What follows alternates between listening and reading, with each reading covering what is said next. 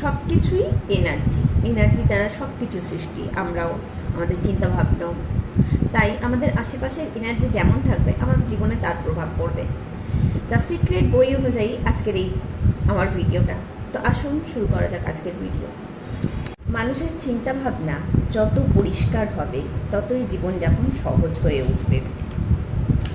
এমন অনেক ঘটনা, পরিস্থিতি মানুষের জীবনে ঘটে থাকে যেগুলো থেকে মানুষ নিজেকে বের করে আনতে চায়। অনেকেই আছে যে যা ঘটে গেছে সেটা থেকে সে বেরিয়ে যাবে, সেটাকে ভুলে যাবে, এরকম ভাবে বা চিন্তা করে বা চেষ্টাও করে। কিন্তু ব্যাপারটা উল্টো হয়ে যায়। চেষ্টা সে অবশ্যই করছে, কিন্তু চেষ্টাটা করছে হচ্ছে সেই নেগেটিভ পরিস্থিতি থেকে বেরোনোর। অর্থাৎ বারবার সে নিজের জীবনে সেই নেগেটিভ চিন্তা ভাবনা বা পরিস্থিতি বা ঘটনাটাকে কোনো না কোনোভাবেই নিয়ে আসছে বের করে দেওয়ার জন্য।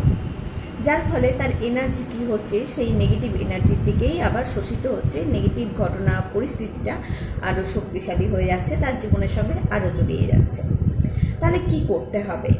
নমস্কার সকল বন্ধুদের, আমি পিঙ্কি চৌধুরী। আমার চ্যানেলে আপনাদের সকলকে স্বাগত জানাই।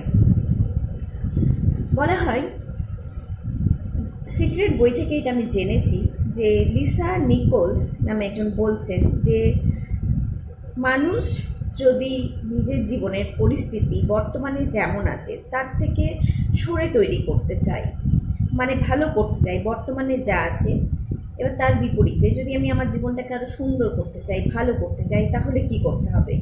নিজের জীবনের পরিস্থিতি যাই থাক না কেন, যেমনই থাক না কেন, যে ঘটনাই ঘটে থাকুক না কেন, যখন কোনো মানুষ চাইছে সেই পরিস্থিতি থেকে বেরিয়ে আসতে, তখন ঠিক তার বিপরীত একটা পরিস্থিতি নিজের জীবনে তৈরি করতে হবে। অর্থাৎ সেই নেগেটিভ ঘটনা থেকে বেরোনোর জন্য সেই ঘটনাতে মনোযোগ না দিয়ে আমাকে মনোযোগ দিতে হবে কিসে?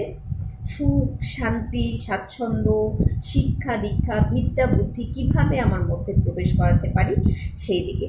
তো কোনো মানুষ যদি নিজের জীবনের ঘটে যাওয়ার ঋণাত্মক ঘটনাগুলোর প্রতি বেশি মনোযোগী না হয়ে মনোযোগ দেন তার নিজের জীবনে যেভাবে জীবনযাপন করতে চান, জীবনের সুখ শান্তি সমৃদ্ধির দিকে, তবে সেই জীবনে সফলতা অবশ্যই পাবেন। তার কারণ হচ্ছে সব কিছুই শক্তি, এনার্জি।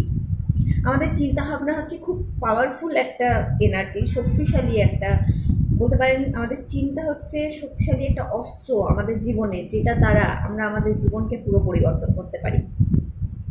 তো পজিটিভ চিন্তা ভাবনাই মানুষের জীবনে পজিটিভ রাস্তাকে খোলে, পজিটিভ দিককে খোলে। Health, wealth, piece, prosperity, protection, জ্ঞান, বিদ্যা, বুদ্ধি, আপনি যা চান সেটা একমাত্র আপনার শক্তি, আপনার পজিটিভ চিন্তা ভাবনার দ্বারাই পেতে পারেন। বর্তমান পরিস্থিতি আপনার যাই হোক না কেন, বুদ্ধিমত্তার কাজ হচ্ছে সেই পরিস্থিতি থেকে বেরোনোর জন্য সেই পরিস্থিতিকে বারবার এনার্জি না দিয়ে যে পরিস্থিতিতে আপনি যেতে চান সেই পরিস্থিতিকে এনার্জি দেওয়া।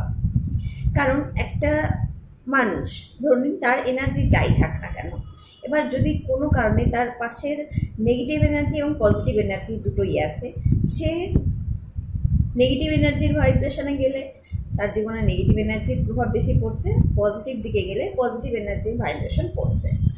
তো আমাদেরকে ঠিক করে নিতে হবে যে আমরা কোন দিকে গেলে আমাদের জীবনকে আমরা সুস্থ সুন্দরভাবে এগিয়ে নিয়ে যেতে পারবো।